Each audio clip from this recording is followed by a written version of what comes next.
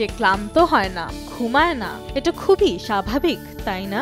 কিন্তু যদি বলি এমন এক রোবট যে ব্যাটারি শেষ হয়ে গেলে নিজেই তার ব্যাটারি বদলে আবার কাজে নেমে পড়ে, শুনতে অবিশ্বাস্য লাগছে, কিন্তু এই ভবিষ্যৎ এখন বাস্তব।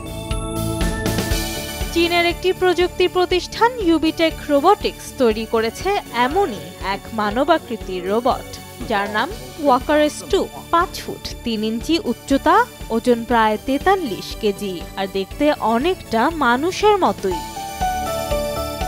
সবচেয়ে বড় চমক, চার্জের জন্য আলাদা করে মানুষকে সাহায্য করতে হয় না।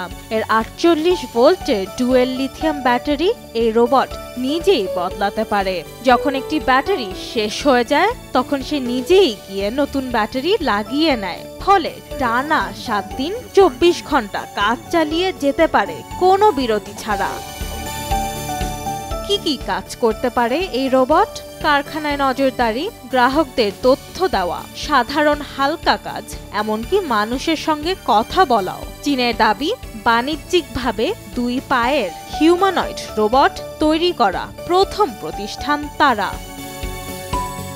2012 সালে শুরু হয়েছিল ইউবিটেকের পথ চলা। 2023 সালের ডিসেম্বরে তারা তালিকাভুক্ত হয় হংকং স্টক এক্সচেঞ্জে। প্রতিষ্ঠানটির স্বপ্ন, একদিন প্রতিটি ঘরেই থাকবে এমন একটি রোবট, নির্ভরযোগ্য, দক্ষ এবং মানুষের দৈনন্দিন কাজকে সহজ করা। এটাই তাদের লক্ষ্য।